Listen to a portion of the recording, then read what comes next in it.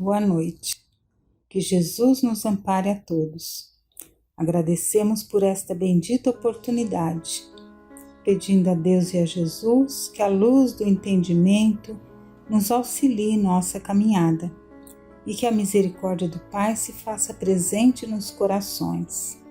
Pai nosso que estás no céu, santificado seja o teu nome. Venha a nós o teu reino e seja feita a tua vontade, assim na terra como no céu.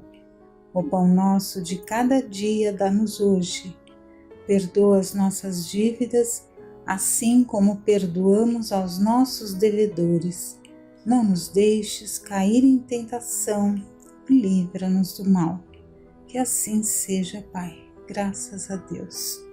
Graças a Jesus. O livro Céu e Inferno, por Allan Kardec, na segunda parte, entre as mensagens de Espíritos Felizes, temos a comunicação da Condessa Paula, bastante instrutiva, na qual Kardec, em nota de rodapé, nos diz que essa senhora era a encarnação viva da mulher caridosa, ideada no Evangelho segundo o Espiritismo, no capítulo 13, que vamos acompanhar agora.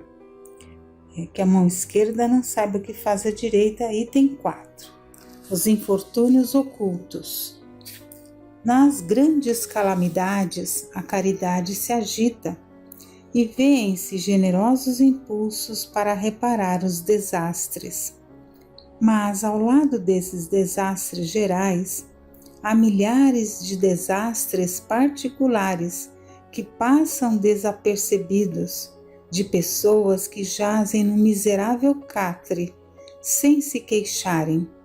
São esses os infortúnios discretos e ocultos que a verdadeira generosidade sabe descobrir, sem esperar que venham pedir assistência.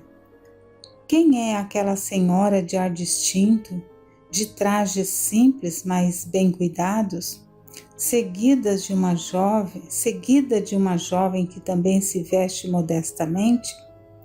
Entra numa casa de aspecto miserável, onde sem dúvida é conhecida, pois à porta é saudada com respeito. Para onde vai?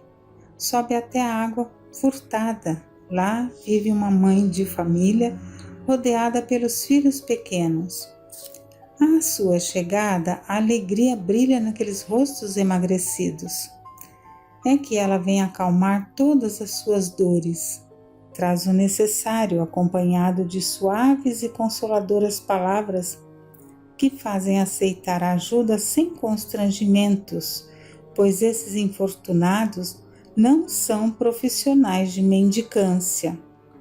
O pai se encontra no hospital e durante esse tempo a mãe não pode suprir as necessidades.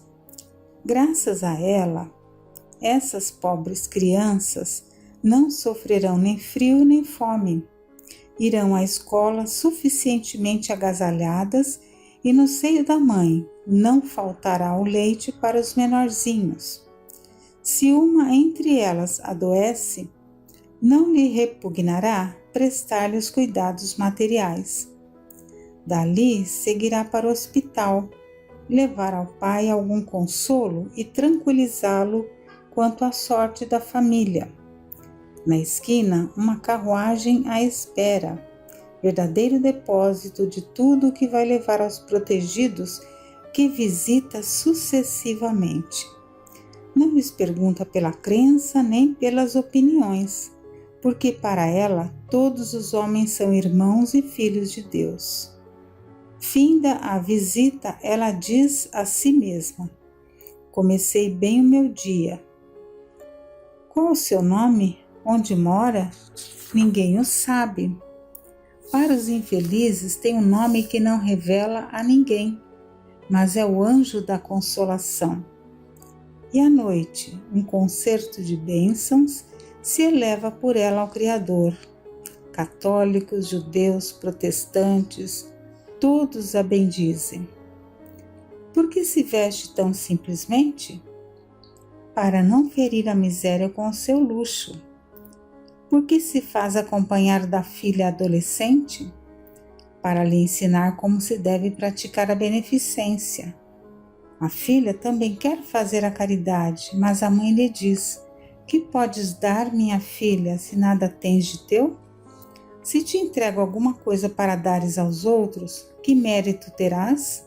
Serei eu, na verdade, quem farei a caridade, e tu quem terás o mérito? Isso não é justo. Quando formos visitar os doentes, ajudar-me-ás a cuidar deles, pois dar-lhes cuidados é dar alguma coisa. Isso não te parece suficiente? Nada mais simples. Aprende a fazer costuras úteis e assim confeccionarás roupinhas para essas crianças, podendo dar-lhes alguma coisa de ti mesma. É assim que esta mãe, verdadeiramente cristã, vai formando sua filha na prática das virtudes ensinadas pelo Cristo. É espírita? Que importa? Para o meio em que vive, é a mulher do mundo, pois sua posição o exige, mas ignoram o que ela faz, mesmo porque não lhe interessa outra aprovação que a de Deus e da sua própria consciência. Um dia, porém, uma circunstância imprevista leva à sua casa uma de suas protegidas para lhe oferecer trabalhos manuais. Psiu, disse-lhe ela, não contes a ninguém. Assim falava Jesus. Então agora vamos ver o que Kardec traz no livro do Céu e Inferno sobre o exemplo dessa senhora que fazia essa caridade ignorada. A Condessa Paula, bela, jovem, rica e de estirpe ilustre, esta era também perfeito modelo de qualidades intelectuais e morais. Faleceu com 36 anos de idade em 1851. Seu necrológico é daqueles que podem resumir-se nestas palavras por 1000 bocas repetidas. Por que tão cedo retira Deus pessoas assim da terra? Felizes aqueles que tornam abençoada a sua memória. Ela era boa, meiga, indulgente, sempre pronta a desculpar ou atenuar o mal em lugar de aumentá-lo. Nunca a maledicência lhe conspurcava os lábios. Sem arrogância nem austeridade, era ao contrário, com benevolência e delicada familiaridade que tratava os fâmulos despercebida ao demais de qualquer aparência de superioridade ou de humilhante proteção. Compreendia que pessoas que vivem do trabalho não são rendeiros e que, por conseguinte, têm precisão daquilo que lhes é devido, já pela sua condição, já para se manterem, jamais reteve o pagamento de um salário. A simples ideia de que alguém pudesse experimentar uma privação por sua causa, causar-lhe-ia um remorso de consciência. Ela não pertencia ao número daqueles que sempre encontram dinheiro para satisfazer os caprichos sem pagarem as próprias dívidas.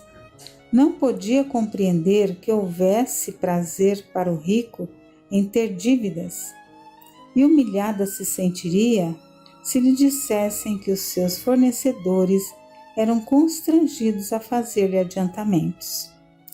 Também por ocasião de sua morte, só houve pesares, nenhuma reclamação. A sua beneficência era inesgotável, mas não essa beneficência ostentosa à luz meridiana. E assim exercia a caridade de coração, e não aquela provinda do amor de vanglórias. Só Deus sabe as lágrimas que ela enxugou, os desesperos que acalmou, pois essas práticas caridosas só tinham por testemunhas os infelizes que socorria. Ela timbrava, além disso, em descobrir os mais pungentes infortúnios, os secretos, socorrendo-os com aquela delicadeza que eleva o moral em vez de o rebaixar. Da sua estirpe e das altas funções do marido, decorriam-lhe onerosos encargos domésticos, aos quais não podia eximir-se, satisfazendo plenamente as exigências de sua posição. Sem avareza ela o fazia, contudo, com tanto método, evitando desperdícios e superfluidades que lhe bastava metade daquilo que a outrem não bastaria. Aqui então, para compreendermos melhor, ela precisava ter os gastos além da sua posição, mas ela gastava o mínimo possível para que lhe sobrasse para ela praticar essa caridade, para ela socorrer os necessitados. Continuando. Assim procedendo, fazia com que de sua fortuna maior quinhão fosse facultado aos necessitados, destinando a renda de uma parte dessa fortuna exclusivamente para esse fim. Considerava-a sagrada e como de menos a despender no serviço da sua casa. Dessa maneira encontrara meios de conciliar os seus deveres para com a sociedade e para com os infortúnios. Um dos seus parentes, iniciado no espiritismo, evocou-a 12 anos depois de falecida e obteve em resposta a diversas perguntas a seguinte comunicação. E essa comunicação original é em alemão, que Kardec explica que foram extraídos tópicos que interessam ao assunto de que nos ocupamos, suprimindo os assuntos familiares. Então aqui só o que é de interesse geral, de muito ensinamento. Então na comunicação vemos: tem razão, meu amigo, em pensar que eu sou feliz. Assim é efetivamente, e mais ainda do que a linguagem pode exprimir, conquanto longe do seu último grau. Mas eu estive na terra entre os felizes, pois não me lembro de haver aí experimentado um só desgosto real. Juventude, homenagem, saúde, fortuna, tudo o que entre vós outros constitui felicidade, eu possuía. O que é, no entanto, essa felicidade comparada àquela que desfruto aqui? Esplêndidas festas terrenas em que se ostentam os mais ricos paramentos, o que são elas comparadas a estas assembleias de espíritos resplandecentes, de brilho que as vossas vistas não suportariam, brilho que é o apanágio da sua pureza? Os vossos palácios de dourados salões, que são eles comparados a essas moradas aéreas, vastas regiões do espaço, matizadas de cores que obumbrariam o arco-íris? Os vossos passeios, a passos contados nos parques, a que se reduzem comparados aos percursos da imensidade, mais velozes que o raio? Horizontes nebulosos e limitados que são comparados aos espetáculos de mundos que se movem no universo infinito ao influxo do Altíssimo? E como são monótonos os vossos concertos mais harmoniosos em relação à suave melodia que faz vibrar os fluidos do éter e todas as fibras da alma. E como são tristes e insípidas as vossas maiores alegrias, comparadas à sensação inefável de felicidade que nos satura todo o ser como um eflúvio benéfico, sem mistura de inquietação, de apreensão, de sofrimento. Aqui tudo ressumbra amor, confiança, sinceridade. Por toda parte, corações amantes, amigos por toda parte. Nem invejosos, nem ciumentos. É este o mundo em que me encontro, meu amigo, e ao qual você chegará infalivelmente se seguir o reto caminho da vida. A felicidade uniforme fatigaria, no entanto. Dessa felicidade uniforme, ela está dizendo, fatigaria, no entanto, e assim não acredito que a nossa seja extreme de peripécias. Nem concerto perene, nem festa interminável, nem beatífica contemplação por toda a eternidade, porém, o movimento, a atividade e a vida. Então, essa felicidade não é uma felicidade de vida ociosa, não, que isso seria um tormento. Então, também há trabalho, é o que ela vai colocar aqui. As ocupações, ainda que isentas de fadiga, se revestem de perspectivas e emoções variáveis e incessantes, pelos 1000 incidentes que se lhes filiam. Tem cada um sua missão a cumprir, seus protegidos a velar, amigos terrenos a visitar, mecanismos na natureza a dirigir, almas sofredoras a consolar. E é o vai e vem, não de uma rua a outra, porém de um a outro mundo, reunindo-nos, separando-nos para novamente nos juntarmos, e reunidos em certo ponto, comunicamo-nos o trabalho realizado, felicitando-nos pelos êxitos obtidos. Ajustamo-nos mutuamente, nos assistimos nos casos difíceis. Finalmente, asseguro que ninguém tem tempo para enfadar-se, por um segundo que seja. Atualmente, a Terra é o magno assunto de nossas cogitações. Que movimento entre os espíritos, que numerosas falanges aí afluem a fim de lhes auxiliar o progresso e a evolução. Dir-se-ia uma nuvem de trabalhadores a derrubarem uma floresta sob as ordens de chefes experimentados. Abatem uns troncos seculares, arrancam-lhes as raízes profundas, desatam outros o terreno, amanham estes a terra, semeiam, edificam aqueles a nova cidade sob as ruínas carunchosas de um velho mundo. Nesse Comenos, reúnem-se os chefes em conferência e transmitem suas ordens por mensageiros em todas as direções. A terra deve regenerar-se em dado tempo, pois importa que os desígnios da providência se realizem, e assim, em cada qual seu papel. Nem me julgue simples espectadora desta grande empresa, o que me envergonharia, uma vez que todos nela trabalham. Importante missão me é designada e grandemente me esforço por cumpri-la o melhor possível. Não foi sem labores que alcancei a posição que ora ocupo na vida espiritual, e fiquei ciente de que a minha última existência, por mais meritória que porventura lhe pareça, não era por si só e a tanto suficiente. Em várias existências passei por provas de trabalho e miséria que voluntariamente havia escolhido para fortalecer e depurar o meu espírito.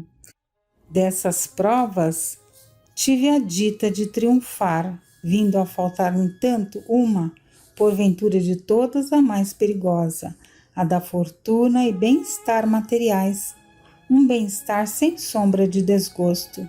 Nessa constitui o perigo. Antes de o tentar, quis sentir-me assaz forte para não sucumbir. Deus, tendo em vista as minhas boas intenções, concedeu-me a graça do seu auxílio. Muitos espíritos há que, seduzidos por aparências, pressurosos, escolhem essa prova, mas fracos, para afrontar-lhes os perigos, deixam que as seduções do mundo triunfem da sua inexperiência. Trabalhadores, estou nas vossas fileiras, Eu, a dama nobre, ganhei como vós o pão com o suor do meu rosto. Saturei-me de privações, sofri reveses e foi isso que me retemperou as forças da alma. Do contrário, eu teria falido na última prova, o que me teria deixado para trás na minha carreira. Como eu, tereis também a vossa prova da riqueza, mas não nos apresseis em pedi-la muito cedo. E vós outros ricos tendes sempre em mente que a verdadeira fortuna, a fortuna imorredoura, não existe na terra. Procurai antes saber o preço pelo qual podeis alcançar os benefícios do Todo-Poderoso. Paula, na Terra Condessa. Como vimos, antes de passar pela prova da riqueza, na qual saiu vitoriosa, esse espírito passou pela prova da pobreza para se fortalecer e não falir. A Condessa Paula praticou tanto a caridade material como a caridade moral. Então temos muitos pontos a considerar para as nossas reflexões e meditações. Que Deus nos abençoe.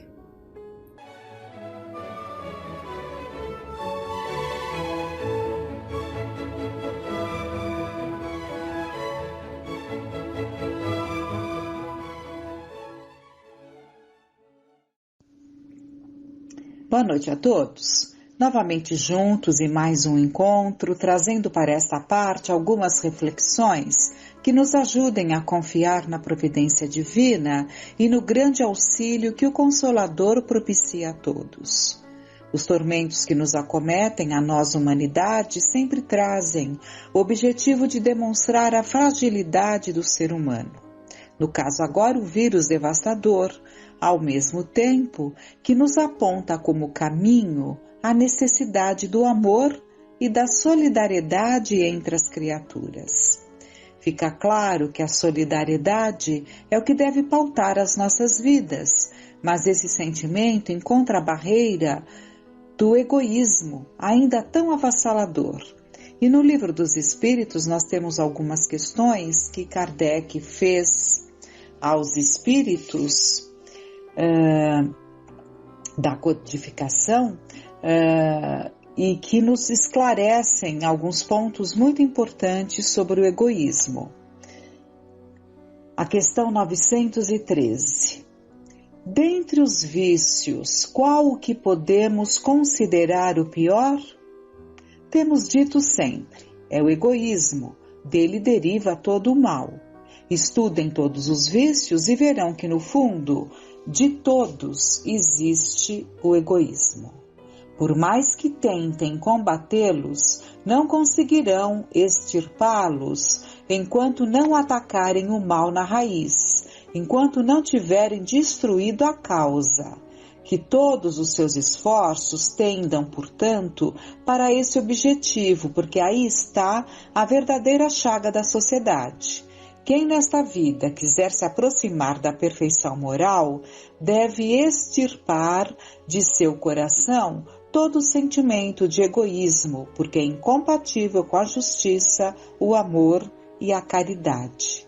Ele neutraliza todas as outras qualidades. E Kardec pergunta em seguida: baseando-se o egoísmo no interesse pessoal, parece bem difícil extirpá-lo inteiramente do coração humano. Chegaremos a isso? À medida que os homens se esclarecem sobre as coisas espirituais, menos valor dão às coisas materiais. Posteriormente, é necessário reformar as instituições humanas que o entretêm e excitam. Isso depende da educação. É o processo de educação que nos levará a essas condições melhores. Na outra questão, sendo inerente à espécie humana, o egoísmo não será um obstáculo permanente ao reino do bem absoluto sobre a terra? É certo que o egoísmo é o mal maior, mas ele se liga à inferioridade dos espíritos encarnados na Terra e não à humanidade em si mesma. Ao se depurarem pelas encarnações sucessivas, os espíritos perdem o egoísmo, como perdem também as outras impurezas. Não haverá na Terra nenhum homem desprovido de egoísmo e praticante da caridade?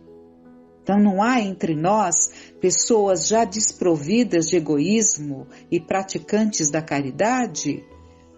Há mais do que se possa acreditar, mas são poucos conhecidos, porque a virtude não procura fazer-se notar. E se há um, por que não haverá 10? Se há 10, por que não haverá 1000? E assim por diante? Nos perguntam os espíritos, né? Então, retomando, as ideias que temos trazido do livro No Rumo do Mundo de Regeneração, temos que o trabalho dos espíritos que vieram reforçar a quantidade dessas presenças espirituais que tanto nos ajudam seria o auxílio à manutenção de comportamento sereno, a abstenção das extravagâncias que desconectam o equilíbrio emocional e as reflexões mentais no dia a dia. Nos atentemos a esses pontos importantes para o nosso equilíbrio. É isso que eles nos inspiram, são essas posturas que eles estão insuflando em nós, humanidade. Depende de nós sentirmos essas inspirações e acatarmos. É dito nesse mesmo livro que a misericórdia divina possuía várias opções para a programação, várias opções para a promoção do planeta a nível superior de evolução, sem a necessidade das lágrimas, como várias vezes no passado havia ocorrido. Então nós poderíamos vivenciar esse processo de transição sem tanta dor, sem a necessidade das lágrimas, dentro desse processo de transição para um mundo melhor. Haveria outras formas, porém, as criaturas deixaram-se alienar pela busca da liberdade para o prazer, sem qualquer respeito pela vida nas suas sagradas manifestações. O desrespeito à natureza, com o envenenamento da atmosfera, dos rios e nascentes, enquanto o mar estava reduzido a depósito de desperdícios que vem destruindo a sua fauna e flora, e o adensar da psicosfera geral pela emissão de ondas contínuas de ódio e de degradação moral. Então vejamos bem que não são só os poluentes materiais, são os poluentes que nascem dos nossos pensamentos, que contribuem para toda essa psicosfera doentia em que estamos envolvidos, em que estamos envoltos. Então, o adensar da psicosfera geral pela emissão de ondas contínuas de ódio e de degradação moral, chegando a níveis brutais de conduta com o aumento dos feminicídios e crimes de características primitivas. Respondiam pela tragédia que então se aproximava do planeta querido. Então essas colocações apontam os motivos dos momentos que vivemos. Quando os seres humanos compreenderem que o mundo é feito de ressonâncias, os seus pensamentos e condutas obedecerão a diferente critério seletivo. A gravidade que se constatava na pandemia devoradora era de alta responsabilidade, mesmo após a diminuição da sua virulência nas vidas ceifadas, nas consequências do mundo que parou e tudo quanto constituía razão para lutar. As demissões em massa dos servidores de toda a natureza, pela falta do intercâmbio comercial, deixarão feridas morais, econômicas e humanas inimagináveis, com certeza levando pessoas desestruturadas ao suicídio, ao transtorno do pânico, aos denominados vícios sociais do alcoolismo, do tabagismo, da drogadição. O medo, tornando-se um gigante para a alma, paralisaria as pessoas propensas à depressão e facilmente se lhes instalaria ao tempo em que crimes inabituais iriam surgir entre as massas esfaimadas numa sociedade retalhada pelo sofrimento e pelas incertezas. Então nós estamos vendo aqui essas colocações, né, desse livro No Rumo do Mundo de Regeneração, e esse livro, ele começou a ser ali, essas presenças, né, esses relatos, começaram a serem compostos a partir de setembro, né, de 2019, mas a psicografia começou em abril de 2020.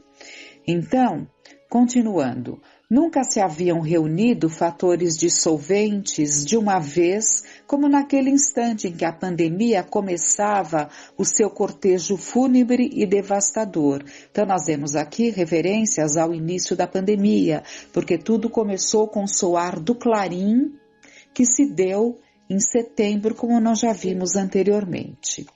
Todos compreendíamos a seriedade do momento e a falta de estrutura emocional dos seres humanos, acostumados mais às leviandades do que às responsabilidades de alto coturno.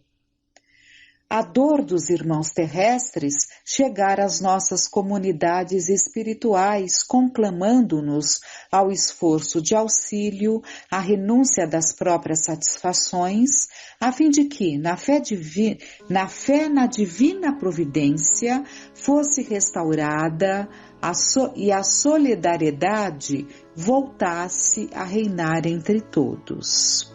Então, a fé na divina providência e a solidariedade voltasse a reinar entre todos.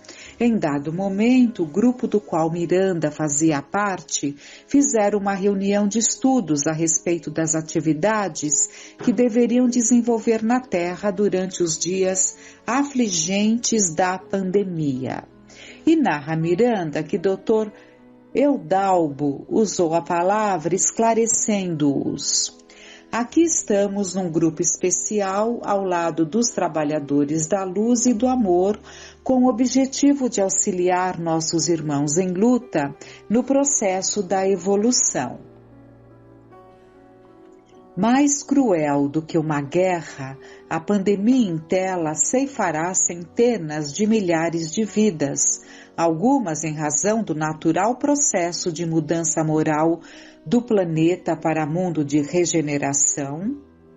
Então é natural que essas mortes coletivas aconteçam até para facilitar a renovação dos que vão, para dar oportunidade para tantos que voltam, né? Então, além disso, além desse processo natural, outras que deverão partir para o exílio após o período de convalescença nas respectivas comunidades às quais se vinculam. Já não respirarão a atmosfera Mãe Terra, esses que após um período de convalescença serão atraídos para outros ambientes, né, deverão partir para o exílio, já não respirarão a atmosfera da Mãe Terra. Então não pertencerão mais à humanidade da Terra, que envenenaram com o seu comportamento extravagante e rebelde.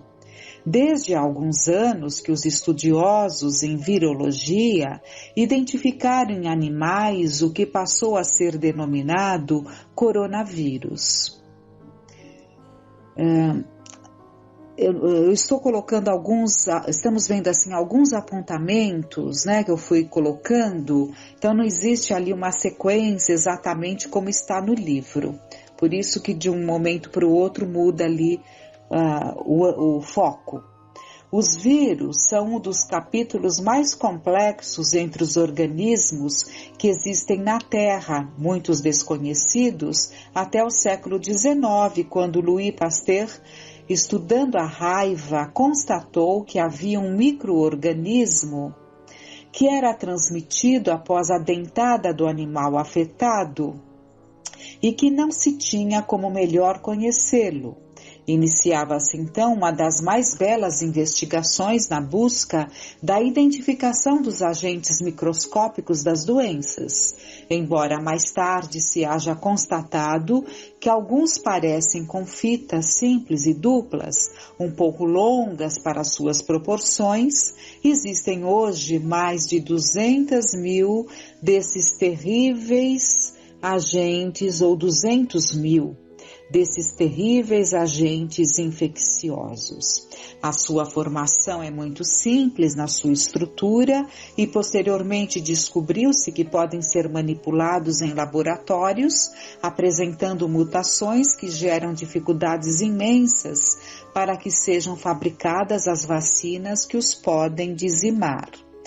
Em si mesmos são inócuos, necessitando de células de que se nutrem e se reproduzem com uma velocidade impressionante, por isso são considerados como parasitas intracelulares. No caso Intel, o novo coronavírus, assim denominado pela sua forma de coroa, é de fácil contágio direto através das vias oral, nasal e ocular do futuro paciente. As investigações logo concluíram que se pode evitar a contaminação quase sempre através das mãos que recebem as partículas de espirros, tosse, contato direto, mas que as lavando muito bem com água e sabão, completando a higiene com álcool em gel, consegue matá-lo.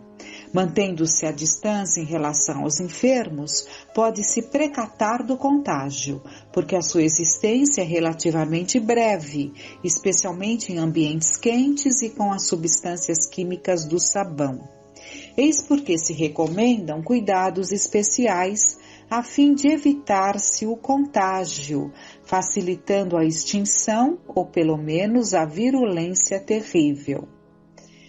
E ele, como médico, continua trazendo detalhes sobre o vírus, as suas consequências e continua. Então, eu suprimi alguns pontos até muito interessantes, mas que hoje, agora nesse momento, não dá para especificar. Seus grandes comparsas, então os comparsas de quem?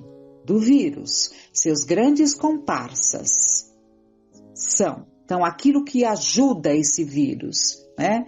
O pânico, a irreverência de não se acreditar na sua letalidade,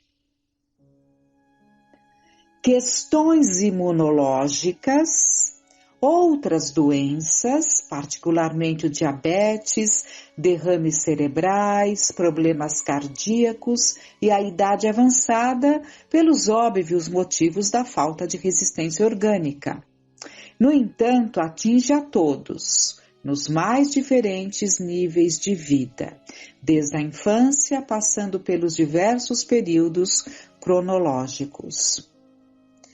Estávamos sinceramente interessados, narra Miranda.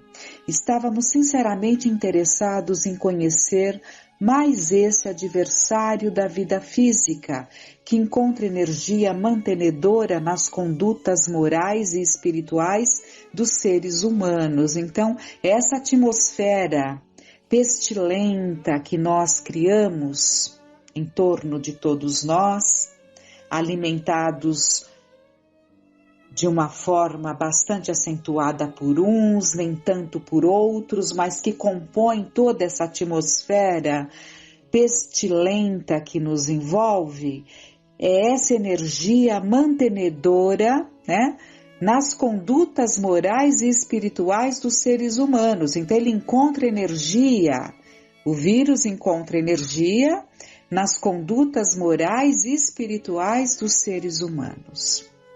Curiosamente, ele prosseguiu com a voz calma. Não é fatal nos animais, que muitas vezes podem ser o seu veículo. Então, curiosamente, continua o doutor, já até esqueci o nome dele, não faz mal. Curiosamente, não é fatal nos animais, que muitas vezes podem ser o veículo, como no caso do morcego no histórico da tragédia atual. O equilíbrio mental, a irrestrita confiança em Deus, a oração ungida de amor, os esforços de caridade dão origem a anticorpos que impedem a fácil contaminação.